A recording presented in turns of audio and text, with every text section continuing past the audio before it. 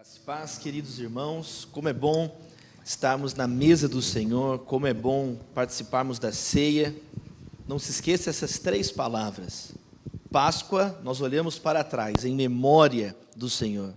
Emanuel, nós examinamos a nossa vida hoje.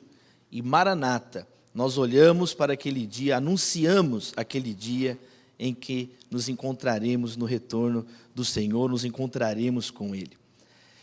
Nesses dias de distanciamento social, nós temos orado, refletido muito, os pastores no mundo inteiro, sobre os atuais desafios e sobre o discipulado. Por isso, nessa manhã, eu te convido a abrir a palavra de Deus no livro de Josué, e nós vamos refletir um pouco sobre discipulado sem displicência. Livro de Josué, no capítulo 18, nós vamos ler os 3 primeiros versos para nós refletirmos sobre como podemos ser discípulos, disciplinados em dias como esses, tão desafiadores. Diz assim a palavra do Senhor: toda a comunidade dos israelitas reuniu-se em Siló e ali armou a tenda do encontro. A terra foi dominada por eles, mas 7 tribos ainda não tinham recebido a sua herança.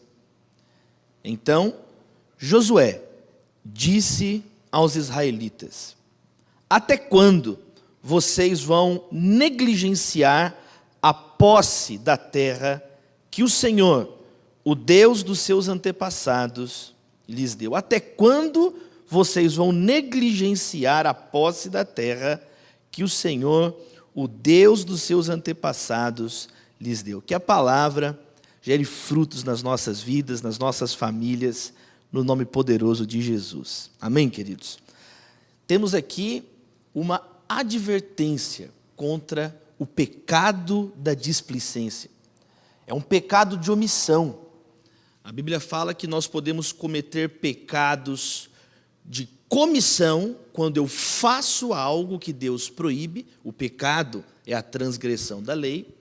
Mas a Bíblia também diz que nós pecamos quando deixamos de fazer aquilo que Deus exige, requer de cada um de nós. Em Tiago está escrito: aquele que sabe o bem que deve fazer e não faz, comete pecado. Foi essa situação de 7 tribos que não tomaram posse da terra que Deus já tinha dado a eles. E são aqui advertidos, exortados pelo ancião Josué. O cenário aqui é muito simples. Israel, o povo de Deus, a comunidade do povo de Deus. Josué, o sucessor de Moisés.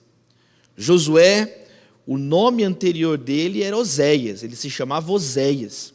No livro de Números, capítulo 13, verso 16, Oséias, filho de Num, recebe um novo nome por Moisés, Josué, que é o mesmo nome Jesus, Yeshua, o Senhor salva. Um novo nome, uma nova missão, conquistar e tomar a posse da terra que Deus havia prometido a Israel.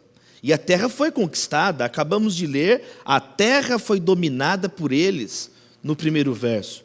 Mas aí o lamento, veja aí no verso 2, mas 7 tribos, apesar da terra ter sido conquistada, 7 tribos eram negligentes, 7 tribos não tomaram posse daquilo que Deus já havia colocado diante deles. E Josué aqui está velhinho. Josué, aliás, desde o capítulo 13 do livro de Josué, a Bíblia fala que ele já era um ancião, já estava velhinho. Diz assim, no capítulo 13, verso 1, sendo Josué já velho, de idade bastante avançada, o Senhor lhe disse: você já está velho e ainda há muita terra para ser conquistada. Aqui no capítulo 18, mais tempo já passou. Josué está ainda mais velho no capítulo 18.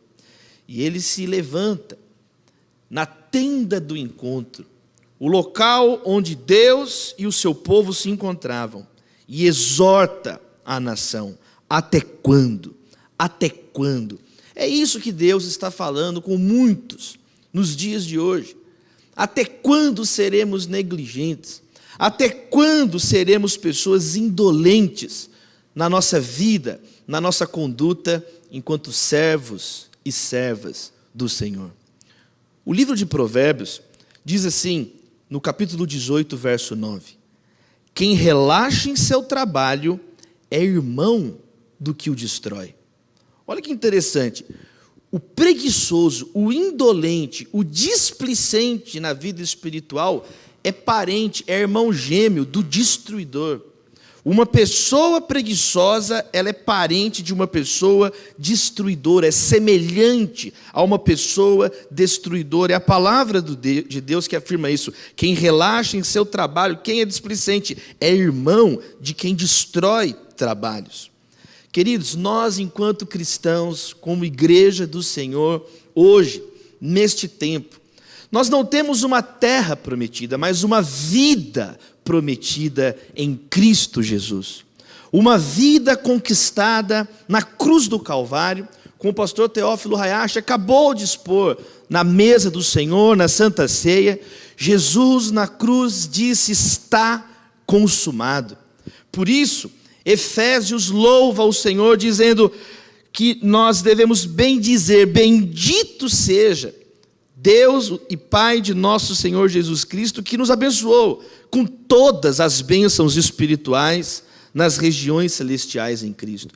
Por isso que Filipenses capítulo 2, verso 12 e 13 diz assim: ponham então em ação a salvação de vocês, com temor e tremor, pois é Deus quem efetua em vocês tanto querer quanto realizar, de acordo com a boa vontade dele. Veja, Jesus conquistou essa vida para nós, mas agora nós temos que colocar em ação a salvação. Nós não podemos pecar por omissão. A teologia protestante, a tradição protestante fala tanto sobre os meios da graça, ou seja, os nossos deveres e possibilidades enquanto filhos e filhas do Senhor, enquanto discípulos de Deus. A famosa frase do evangelista Billy Graham, tão citada, tão conhecida, que diz: a salvação é de graça, mas o discipulado custa tudo. Sejamos discípulos disciplinados. Aliás, é a mesma raiz da palavra, discipulado e disciplina. Discipulado tem a ver com disciplina. Discipulado tem a ver com fidelidade. Fé na Bíblia é obediência. Fé não é apenas ouvir palavras lançadas, é ouvir e praticar. Jesus Cristo disse: aquele que ouve e pratica as minhas palavras, esse construiu a casa sobre a rocha. Queridos irmãos, eu queria destacar então nessa manhã, nesses dias de distanciamento social, forçado, obrigatório, orientações no mundo inteiro, para que de alguma maneira venhamos a combater, enfrentar essa pandemia da doença, da coronavírus, que nós não deixemos essa situação ser uma desculpa para o afrouxamento da nossa devoção a Deus. Eu queria destacar então, baseado na palavra do Senhor, nesse texto tão conhecido do livro de Josué, 4 atitudes de discípulos sem displicência, de discípulos disciplinados conforme a palavra de Deus. 4 atitudes que nós podemos praticar, devemos praticar, para que não incorramos nesse pecado, para que não venhamos a deixar de usufruir aquilo que Deus colocou diante de nós. Número 1, não delegue o indelegável. Se você de fato quer vivenciar aquilo que Deus tem na sua vida, número 1, esse é um primeiro princípio: não delegue o indelegável. Não transfira para outros aquilo que a Bíblia diz que é responsabilidade tua. Um marido não deve transferir as responsabilidades conjugais para outro homem. Uma mulher não deve fazer a mesma coisa. Os pais não devem terceirizar a educação dos seus filhos. Queridos irmãos, isso é muito sério. Nós não podemos cair na mentira da impessoalidade. Não é comigo. Já viu aquelas pessoas que dizem assim: Senhor, né, quem enviarei, quem há de ir por nós? E a pessoa diz: Senhor, eis-me aqui, envia o meu irmão. E a pessoa sempre dá um jeito de escapar. Não é comigo, não estou preparado, não é assim. Essa é uma primeira atitude que essas tribos estavam cometendo. Não é comigo, e a responsabilidade era delas. Tanto é que na sequência do texto, Josué ele vai dizer, olha, Josué perde a paciência. Imagina Josué, ele ancião, tendo que fazer isso. Gente, vocês complicam a situação, a terra está conquistada, é só vocês irem lá agora e organizarem. Tanto é que é muito simples o que ele vai orientar na sequência. Ele fala assim: pega aí 3 homens de cada uma dessas tribos negligentes, preguiçosas, traz esses homens aqui, vão lá na terra, meçam a terra, mapeiem o território e dividam em 7 partes, depois tragam de volta, que nós vamos orar, nós vamos apresentar isso diante do Senhor e vamos distribuir as terras entre vocês. Veja só, faltava Josué pegar na mão das pessoas, faltava Josué empurrar eles. O que vocês estão esperando? Porque muitas vezes as tribos, não é comigo, não é comigo não, e Deus tinha uma porção, uma herança, para cada uma daquelas 7 tribos, que foi prometida, que foi cumprida pela palavra de Deus. Quantos de nós, às vezes, agimos dessa mesma maneira? E vai enrolando, e se acostuma com outras tribos omissas, e pensa assim, tem mais 6 tribos omissas aqui, eu vou ficar por aqui no time dos omissos. Não, isso precisa terminar. Precisamos assumir as nossas responsabilidades. Nós precisamos realizar aquilo que Deus espera de nós. O pregador britânico Charles Spurgeon dizia: não existe salvação por procuração. É claro que existem coisas que nós podemos assinar uma procuração, mas existem coisas na vida que não tem como terceirizar, não tem como transferir. Jesus colocou para cada um de nós determinadas responsabilidades. Aquele que deseja me seguir, quem quiser me seguir, tome diariamente a sua cruz e siga-me. Jesus ensinou a orar assim, antes do Pai Nosso, ele fala do teu quarto. Entra no teu quarto e ore ao Pai que está em secreto. E vocês orem assim: Pai Nosso que estás no céu. Mas ele fala do teu quarto. O fato de nós estarmos em comunidade, o fato das tribos comporem uma nação, não anulava o fato que eram tribos específicas, não anula o fato que Deus tem talentos na sua vida, Deus tem dons que Ele distribui conforme a graça dEle na tua vida para a edificação de todo o corpo. Você não pode privar o corpo de Cristo dos dons que o Senhor colocou sobre a sua vida, depositou sobre a sua vida, confiou sobre sua responsabilidade. Pare de sepultar talentos, cultive os talentos que Deus te deu, assuma aquilo que está na tua mão e não transfira. Algumas pessoas, muitas vezes, colocam uma expectativa e uma dependência excessiva em lideranças. Queridos irmãos, o pastor, ele não é um intermediário entre as pessoas e Deus. A tradição protestante o afirma claramente. Nós não somos mediadores de nada, há um só mediador entre Deus e os homens, Jesus Cristo, homem. Todos nós somos servos e servas do Senhor, com funções diferentes no corpo de Cristo, mas todos nós estamos submissos ao Senhor Jesus. Todos nós precisamos da mesma graça, somos limpos pelo mesmo sangue, um só batismo, uma só fé, um só Senhor. Pare, às vezes, de depender. Às vezes, algumas tribos aqui se acomodaram. Não, Moisés resolve. Josué vai resolver. Nós precisamos abandonar uma visão infantil da nossa espiritualidade, amadurecer na nossa caminhada, relacionamento com o Senhor. Esses dias, o meu sogro, Roberto, ele me falou uma coisa que mexeu muito comigo. Ele falou assim: Davi, olha, eu tenho aí décadas servindo a Deus, orando, e eu estava refletindo esses dias sobre oração. E uma coisa que está muito forte no meu coração, que eu queria te falar, e ele então jogou essa palavra do meu coração. Ele disse assim: Davi, eu aprendi, depois de décadas de oração, que A oração que você mesmo faz é muito mais valiosa do que 1000 orações que você pede para outras pessoas. E esse ensinamento tão simples, mas ao mesmo tempo tão poderoso, entrou como uma flecha no meu coração, e é a pura verdade. Muitas vezes você é alguém que acostumou só pedir oração aos outros. Pedir oração não tem problema nenhum.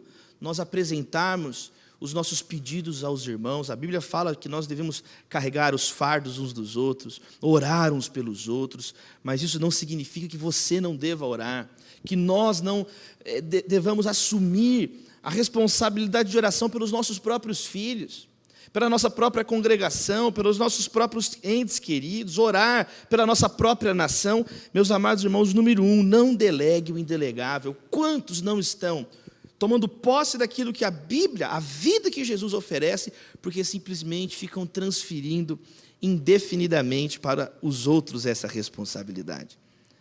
Uma segunda atitude, para que nós não sejamos discípulos displicentes, mas discípulos disciplinados do Senhor Jesus, é que nós não devemos nos acomodar em indefinições. Não se acomode na indefinição. Não indefina aquilo que a Bíblia diz que deve ser definido.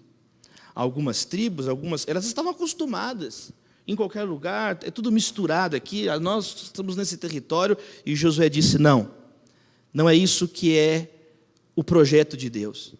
Não é isso que agrada o Senhor. O Senhor disse que nós conquistaríamos a terra, e que cada tribo teria sua porção na terra. Vocês estão em desobediência. Até quando vão negligenciar o que Deus deu a vocês? Até quando vão deixar indefinido aquilo que Deus disse que deve ser definido? E quantas pessoas seguem esse caminho, se escondem em anonimatos, se escondem em lugar nenhum, em neblinas, em caos, na confusão. O caos é o esconderijo dos covardes. A neblina é o esconderijo das pessoas que não estão em obediência à palavra de Deus. A Bíblia diz que nós devemos andar na luz como Ele está na luz. Uma vez, um jovem, ele começou a andar, cada hora ele estava em uma igreja. Cada semana ele ia para uma igreja, qualquer semelhança com alguém que você conheça é mera coincidência. Ele, cada hora estava numa igreja, ele assistia o louvor de uma igreja, ele ouvia pregação na outra, e cada hora ele estava em uma igreja, e ele encontrou o pastor, o antigo pastor dele. E esse pastor, ele ficou, muito triste, e falou assim com aquele jovem, que história é essa? Eu estou sabendo que agora você está cada hora em um lugar, e qual que é a tua igreja? Quem está te pastoreando? Você está plantado onde? Onde estão as suas raízes? Onde elas estão sendo regadas? Onde você está enraizado? Qual igreja você está congregando? E o jovem respondeu, pastor, eu estou por aí. E aí o pastor ficou indignado com aquele jovem. E falou assim, é engraçado, né? Já pensou, agora pensa comigo uma guerra. Você está no meio de uma guerra, no meio de um tiroteio, no meio de uma batalha, e encontra um soldado no meio da batalha e pergunta para ele, e aí? Qual lado você está? E ele responde, eu estou por aí. Não existe por aí. Não existe neutralidade na batalha espiritual conforme as Escrituras. A carta de Tiago diz assim, aquele que é amigo do mundo é inimigo de Deus. Muitas coisas na vida comportam gradação.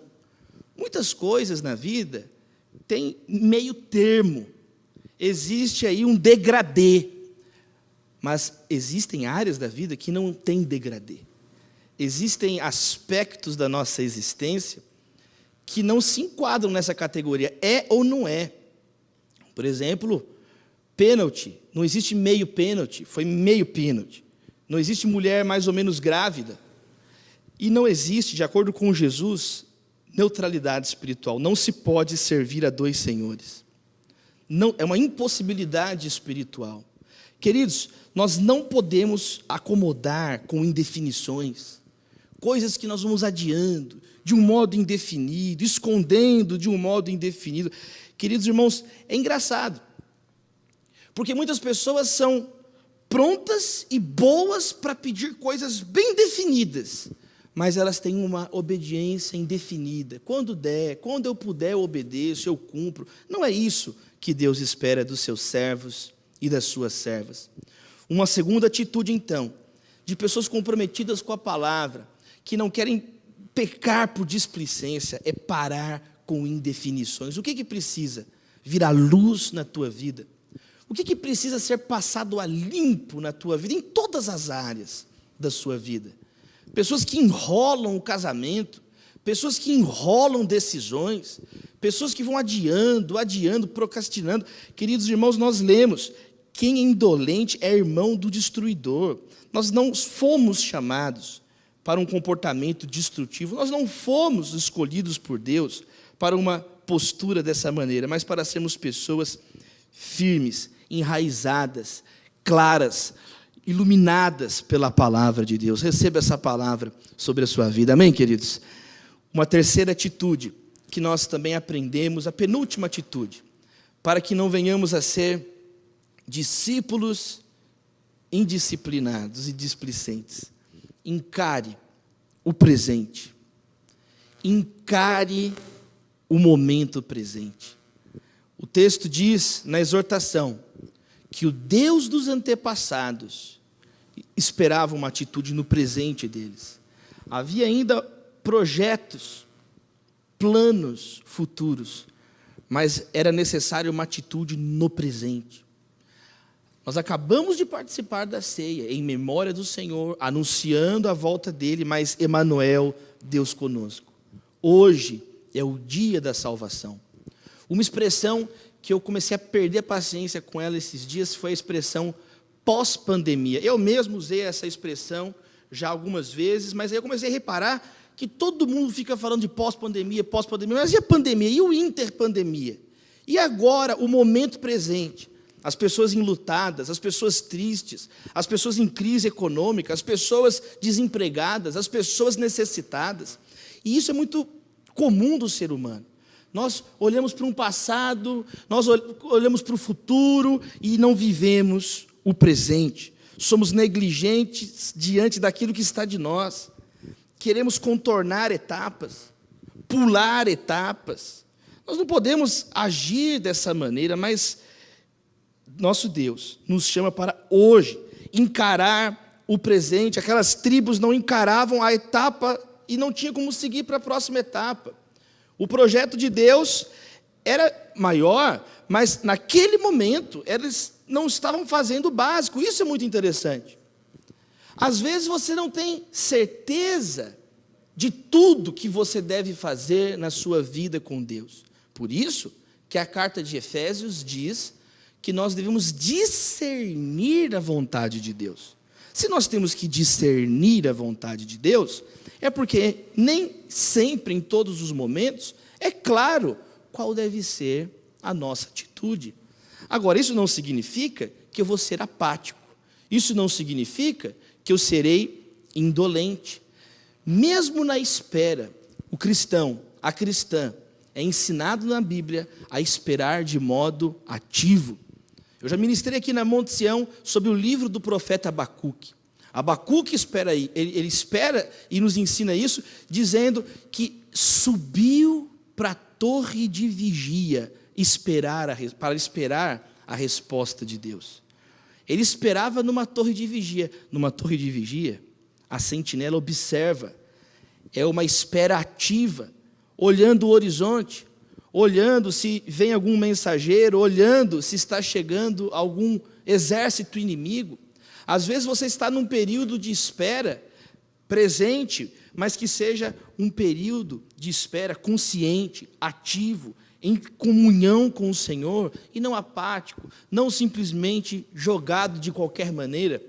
Queridos irmãos, guardem essa frase no coração de vocês: na escuridão, lembre o que você aprendeu na luz.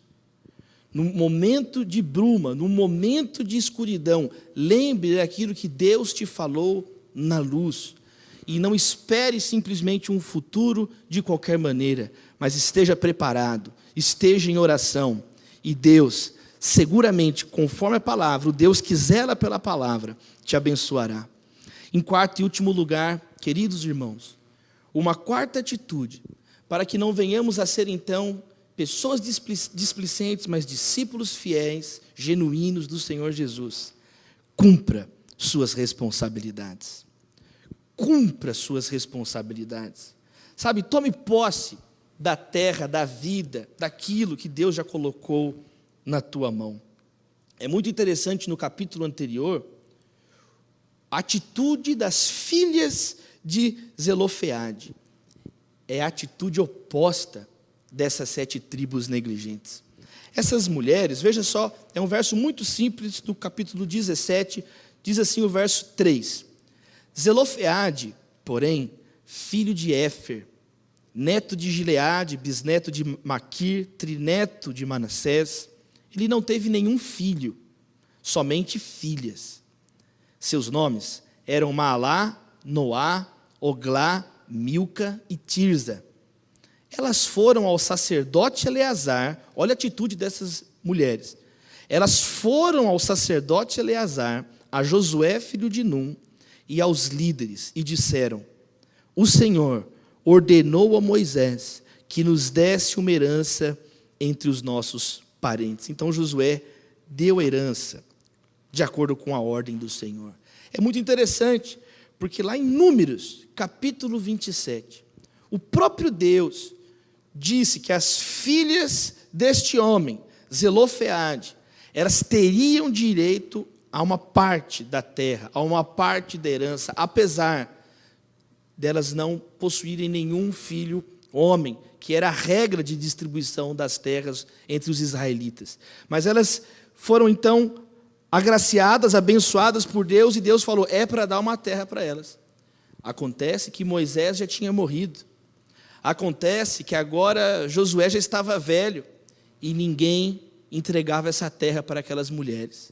O que elas fizeram então no capítulo anterior, daquele que nós lemos, elas tomaram então posse da terra.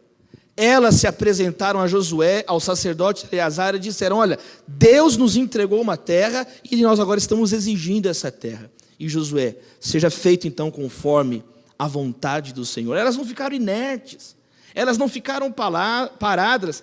Queridos, a quarta e última atitude é essa: cumpra as suas responsabilidades nesse período. Cumpra as suas responsabilidades como servos de Deus. Sejamos fiéis à palavra de Deus. Você não precisa ter alguém vigiando aí a tua conduta, a tua vida. Pastor não é delegado.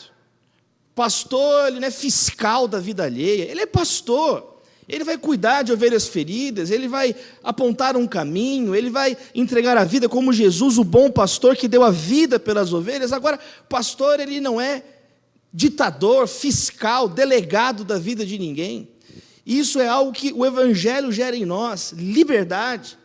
Então, querido, não use a sua liberdade como pretexto para pecado, para destruir, mas para servir, para amar, para ser ainda mais fiel, para apontar o caminho para pessoas perdidas, para testemunhar o Evangelho aos seus vizinhos, nesse momento tão difícil do Brasil, nesse momento tão difícil de todas as nações, que a igreja erga em amor, que a igreja erga servindo, que a igreja não seja displicente espiritualmente, improdutiva, infrutífera, que não venhamos a ouvir a exortação do Senhor, ai de vós, mas que possamos ouvir, venham, servos bons e fiéis, que não venhamos escutar servo mau e negligente, lancem fora o servo inútil nas trevas, onde há choro e ranger de dentes, mas que possamos ouvir, venham, benditos de meu Pai, venham, benditos de meu Pai,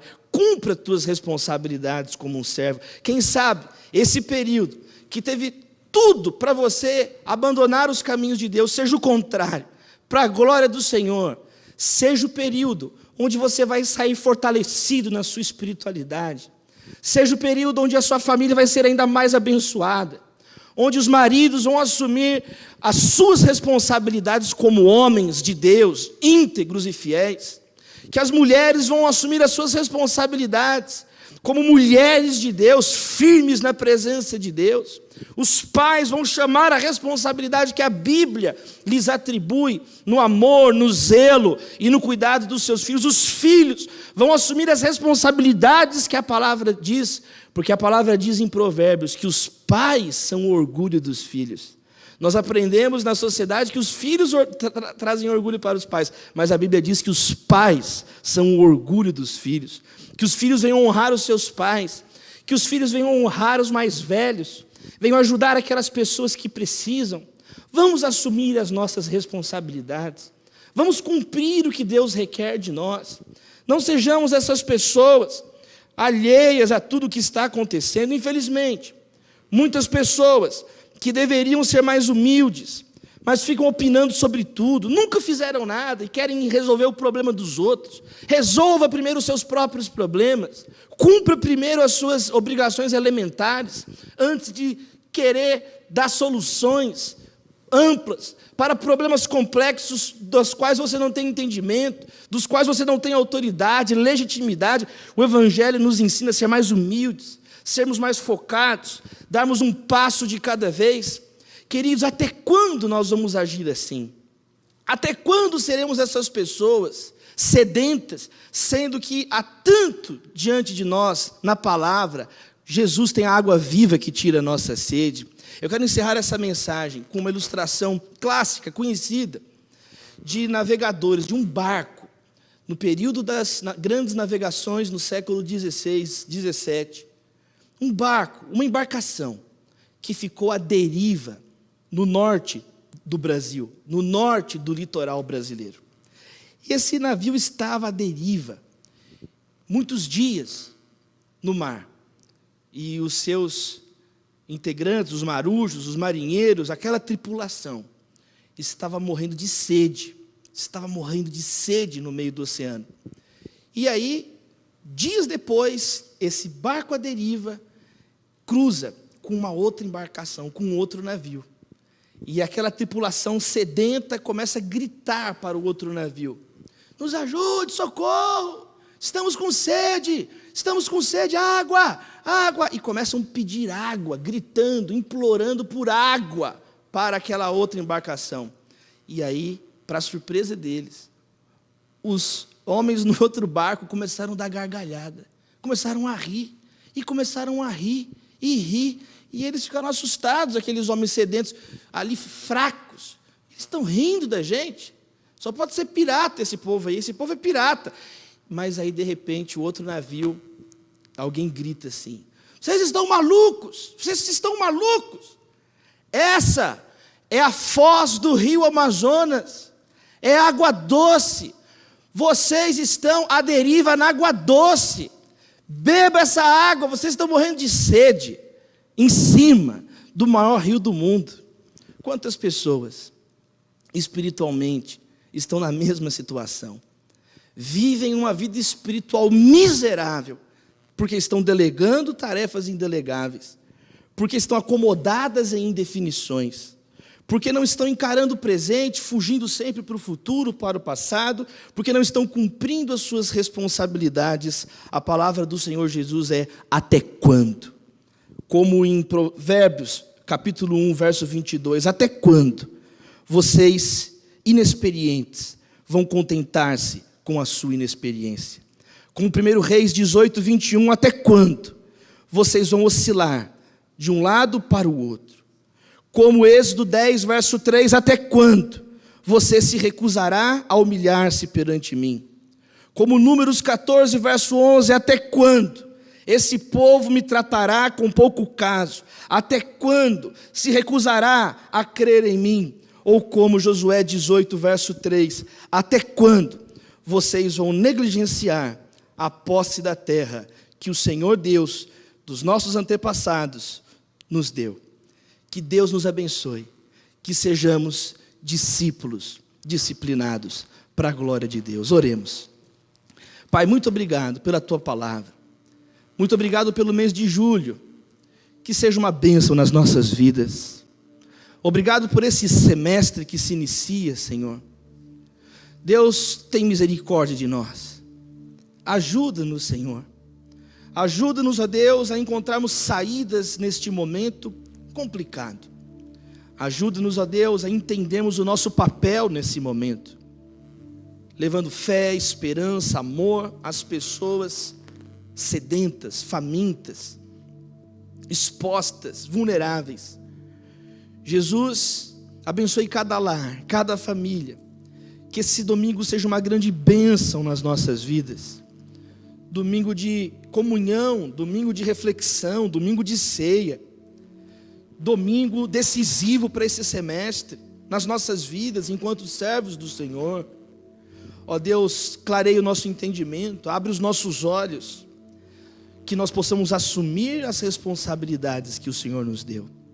Olha para alguém que às vezes nesse semestre passado, foi alguém completamente negligente, mas que o Teu Espírito Santo toque nos corações, que possamos ouvir a voz do Espírito, e voltar os nossos passos, daqueles caminhos que são errados, e ó Deus, num momento como esse, estarmos na Tua presença, na tenda do encontro, mas agindo da maneira que o Senhor se agrada. Fica conosco, abençoe cada lar, cada família, abençoe a Igreja Monte Sião, pastor Teófilo Hayashi, pastora Júnia, seu lar, seus filhos, sua geração. Abençoe os missionários sustentados no mundo inteiro por este ministério.